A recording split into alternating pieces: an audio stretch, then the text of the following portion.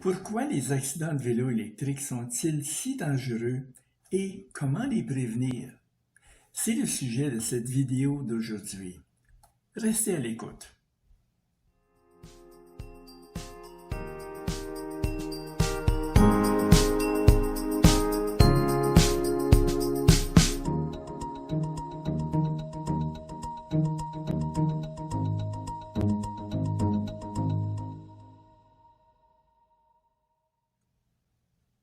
Selon une étude du National Transportation Safety Board des États-Unis, au moins 119 personnes sont mortes en conduisant des scooters ou des vélos électriques sur une période de 4 ans, et ce nombre ne cesse d'augmenter. Les données provenant d'autres pays sont également préoccupantes. Aux Pays-Bas, en 2017, les vélos électriques ont été responsables de 27% de tous les accidents de vélo mortels. En Israël, les vélos et les scooters électriques ont été à l'origine de près de 4000 admissions à l'hôpital sur une période de 5 ans. Et une étude néerlandaise a révélé que les conducteurs de vélos électriques étaient 1,6 fois plus susceptibles de se retrouver au service des urgences que les conducteurs de vélos ordinaires. Cela signifie-t-il que les vélos électriques sont intrinsèquement dangereux? Faisons le parallèle avec l'automobile, si vous voulez. Au cours de la longue histoire de l'automobile, les constructeurs ont renforcé la sécurité de leurs véhicules pour protéger les occupants en cas d'accident, mettant en place des ceintures de sécurité pour maintenir les passagers à l'intérieur de la voiture, des zones de déformation pour absorber l'énergie cinétique, des sacs gonflables pour empêcher les passagers de heurter les surfaces intérieures de la voiture. Ces systèmes sont désormais exigés par la loi, mais aucun d'entre eux ne pourra jamais être utilisé sur les vélos électriques. Jusqu'à présent, personne n'a pensé à aucun dispositif qui pourrait être ajouté à un vélo électrique pour protéger le cycliste contre les blessures en cas d'accident. Sur un vélo électrique, vous êtes complètement exposé. Tout ce que nous pouvons faire, c'est de construire un vélo qui soit moins susceptible de rencontrer un accident et que le cycliste prenne un certain nombre de précautions. Il est entendu que la vitesse est un facteur de gravité dans un accident. Le vélo le plus sûr est celui qui reste dans le garage, mais la vie ne vaut pas la peine d'être vécue si elle est totalement sans risque. Par conséquent, tout dépend de votre tolérance au risque. Au nom de la liberté individuelle, nous devrions avoir le droit de rouler aussi vite que nous voulons. Mais cela peut mettre en danger les autres cyclistes et les piétons. Il doit y avoir un équilibre entre la liberté personnelle et la sécurité des autres. C'est pour cela qu'une société civilisée impose des limites qu'elle juge raisonnables.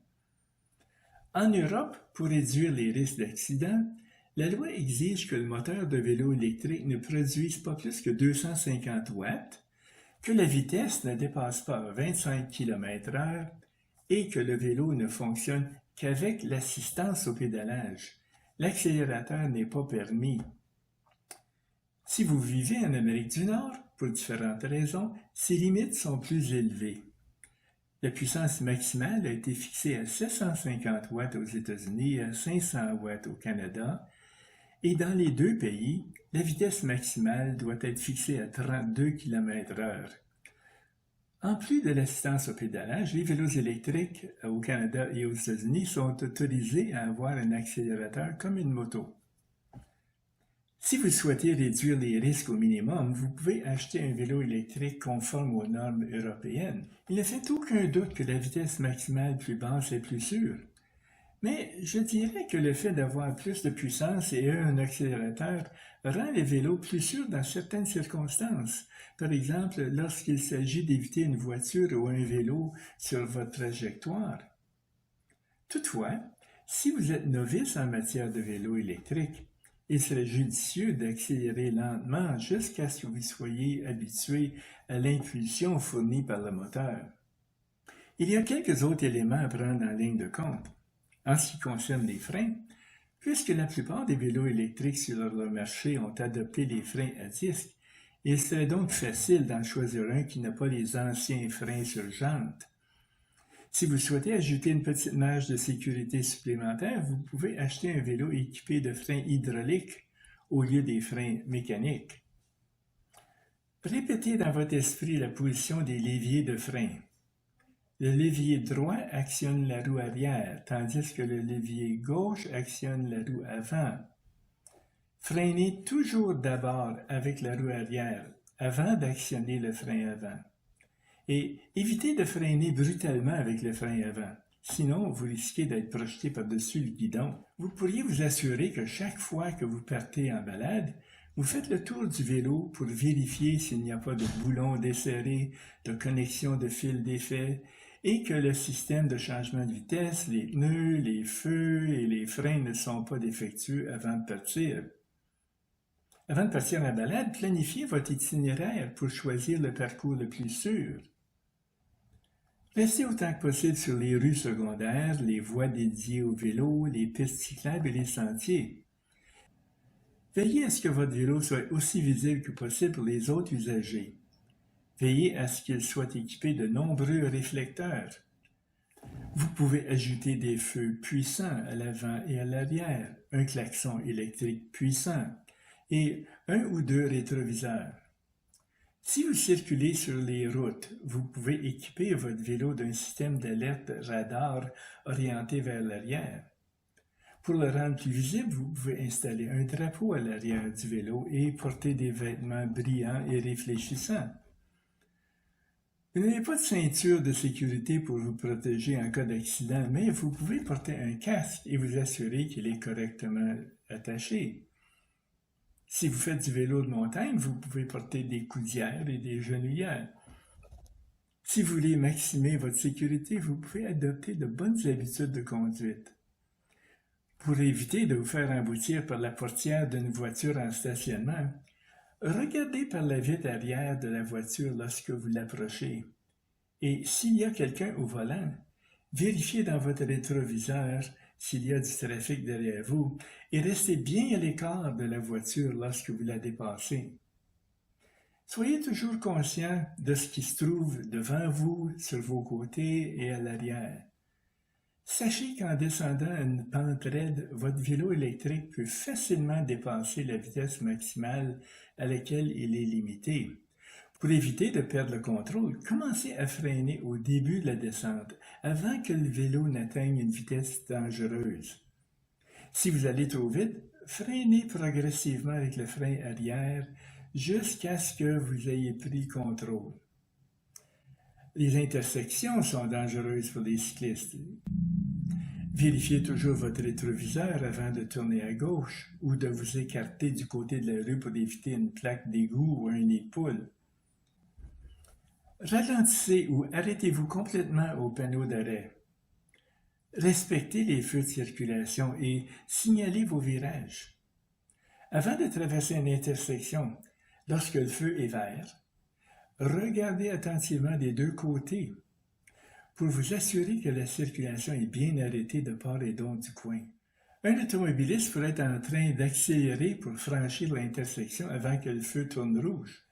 Lorsque vous vous préparez à traverser une intersection sur une voie dédiée au vélo, assurez-vous qu'il n'y a pas de voiture derrière vous qui tourne à droite et vous coupez la route. Établissez un contact visuel avec les conducteurs à votre droite et à votre gauche. Lorsque vous êtes arrêté derrière un gros camion, sachez que le conducteur n'est pas conscient de votre présence. Restez donc suffisamment loin derrière lui, au cas où le conducteur déciderait de reculer. Évitez les distractions comme le téléphone portable et vos écouteurs. Soyez très prudent lorsque vous regardez votre GPS. Et bien sûr, n'enfouchez pas votre vélo si vous avez bu un verre de trop ou si vous êtes fatigué ou endormi. Sur les sentiers partagés, ralentissez lorsque vous croisez les piétons. Lorsque vous circulez sur les routes de campagne, faites attention aux pavés cassés sur les bords de la route. Si vous avez accidentellement dévié sur un accotement mou, ne donnez jamais un coup de guidon brusque. Laissez plutôt le vélo ralentir de lui-même avant de reprendre la chaussée asphaltée. À l'approche d'une route secondaire, vérifiez que l'érosion n'a pas apporté du sable et du gravier sur votre chemin et préparez-vous à ralentir. Notez que la chaussée mouillée peut être glissante si vous devez prendre un virage serré ou si vous devez freiner brusquement. N'oubliez pas que les jolis sentiers forestiers pavés que vous empruntez à l'automne peuvent être dangereux lorsqu'ils sont recouverts de feuilles mouillées. Enfin, même si ce n'est pas le cas, vous devez partir du principe que tous les automobilistes sont distraits ou incompétents et qu'ils vous mettent à risque. Adoptez une conduite défensive.